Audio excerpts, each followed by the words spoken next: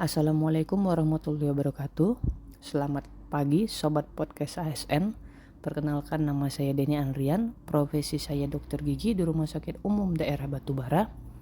Nah, pada kesempatan podcast hari ini kita akan membahas salah satu core values ASN, yaitu berorientasi pelayanan.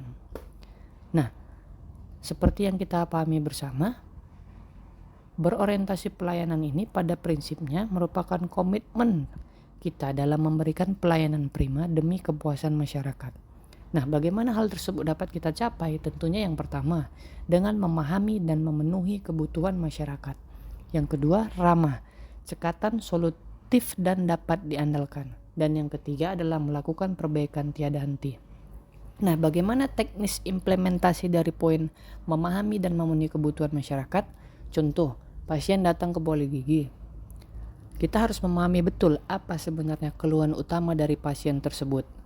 Nah, setelah keluhan utamanya kita atasi, kita juga harus menjelaskan bahwasanya misalnya ada beberapa permasalahan di giginya yang juga harus ditangani segera, dan jika tidak ditangani maka akan berakibat buruk bagi kondisi kesehatan gigi dan mulut.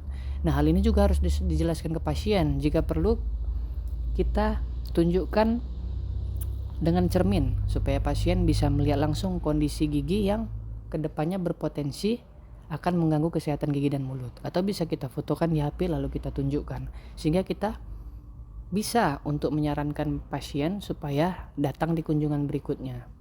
Ibaratnya semacam upaya mitigasi sebelum gigi tersebut mengalami kerusakan yang lebih parah misalnya. Kemudian poin implementasi yang kedua yaitu ramah, cekatan, solutif, dan dapat diandalkan.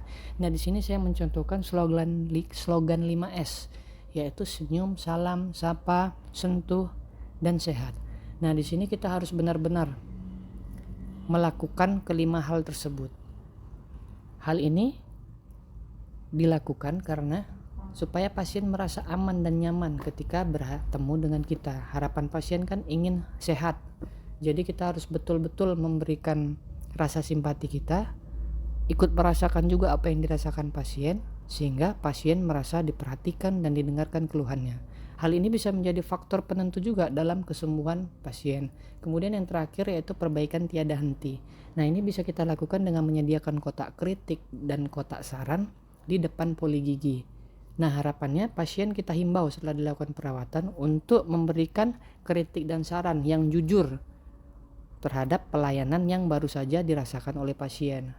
Nah, hal ini tentu dapat menjadi poin evaluasi bagi poli gigi. Setiap 2 minggu sekali minimal dibongkar oleh poli gigi, dianalisa kira-kira kritik dan saran seperti apa yang bisa kita catat, kita kriteriakan mana yang sifatnya urgent atau mendesak yang harus segera dilakukan.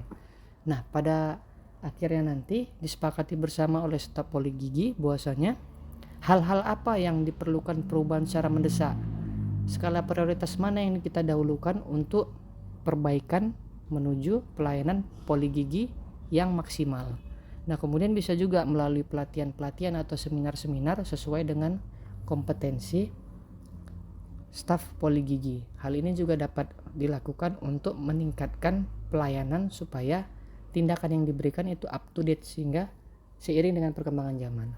Nah, cukup sekian podcast hari ini. Sampai jumpa di podcast berikutnya. Saya akhiri dengan wabillahi taufiq wal hidayah. Wassalamualaikum warahmatullahi wabarakatuh. Sampai jumpa.